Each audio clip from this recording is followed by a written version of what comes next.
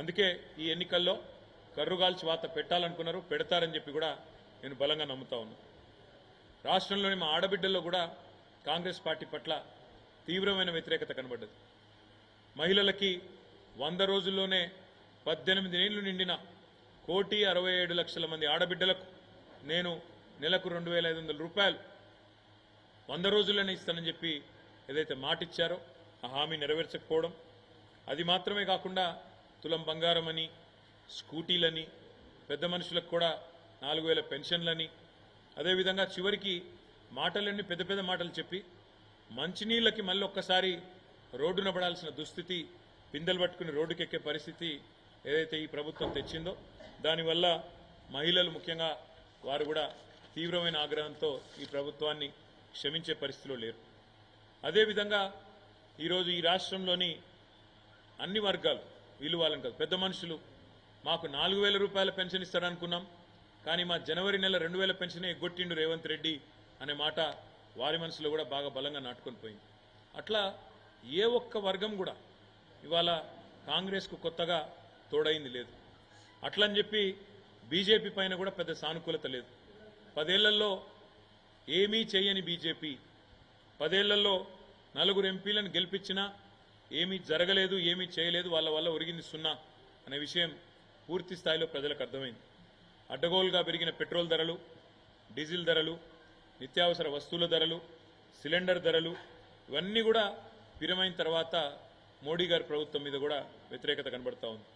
మేము కూడా చాలా ఆలోచనతోనే ప్రతి నియోజకవర్గంలో ఈసారి బలమైన అభ్యర్థులను, అందులో కూడా సామాజిక సమతూకాన్ని పాటిస్తూ 17 పార్లమెంటు సీట్లకు గాను 12 జనరల్ సీట్లుంటే అందులో 50% అంటే సగం బీసీ అభ్యర్థులకు కేటాయించి మరి ఒక సామాజిక సమతూకాన్ని పాటించింది, బలహీన వర్గాలకు న్యాయం చేసింది బీఆర్ఎస్ పార్టీ.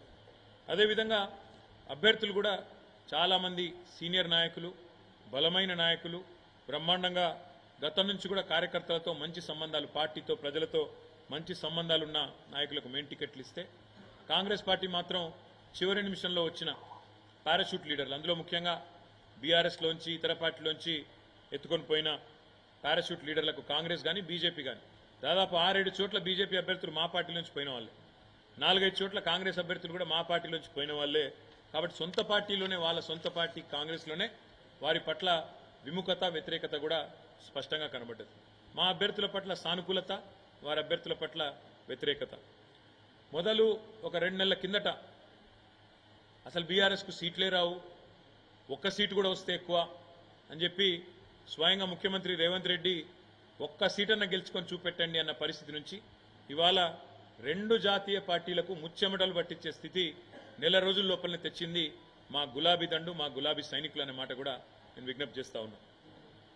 కొన్ని చోట్ల కాంగ్రెస్ మాకు ప్రత్యర్థిగా ఉండే, కొన్ని చోట్ల మాకు బీజేపీ ప్రత్యర్థిగా ఉండే, కానీ మొత్తం రాష్ట్రంలోని 17 సీట్లలో అంతటా కూడా ధీటుగా పోటీనిచ్చింది మాత్రం ఖచ్చితంగా బీఆర్ఎస్ అనే మాట నేను మీకు విజ్ఞప్తి చేస్తా ఉన్నా. ఇవాళ ఒకటి మాత్రం స్పష్టం, ఢిల్లీలో కుస్తీలు, గల్లీలో దోస్తీలు. కాంగ్రెస్ బీజేపీ రాజకీయం చూస్తే ఢిల్లీలో కుస్తీ, గల్లీలో దోస్తీ అన్నట్టుగా ఇలా వ్యవహారం నడుస్తూ ఉంది.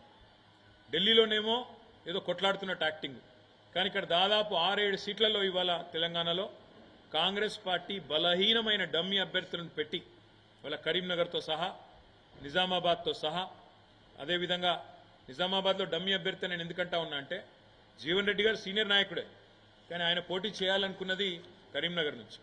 ఆయనను బలవంతంగా ఆయనకి ఇష్టం లేని నిజామాబాద్లో రుద్దింది కాంగ్రెస్. కరీంనగర్ అభ్యర్థి ఎవరో ఎవరికి తెలియదు. సికింద్రాబాద్ అభ్యర్థి అసలు ప్రచారం కూడా దాదాపు లాస్ట్ 10 రోజుల వరకు చేయలేదు. మల్కాజ్గిరి అభ్యర్థి ఆ ప్రాంతం కనీసం సుపరిచితం కూడా కాదు, పరిచయం కూడా లేదు.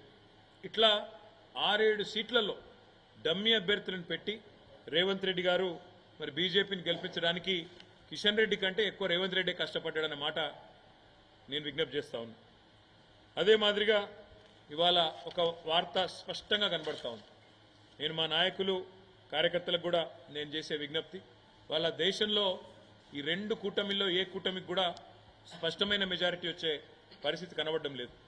ఇటు బీజేపీ ఆధ్వర్యంలో ఉన్న ఎన్డీఏకి కానీ, కాంగ్రెస్ ఆధ్వర్యంలో ఉన్న ఇండియా కూటమికి కానీ స్పష్టమైన మెజారిటీ అయితే వచ్చే పరిస్థితి లేదు. ప్రాంతీయ పార్టీలే తమ హవా కొనసాగించబోతా ఉన్నాయి. తప్పకుండా ఏ పార్టీలైతే ఇండియాలో కానీ ఎన్డీఏలో కానీ లేవో ఆ పార్టీలకు వచ్చే సీట్లు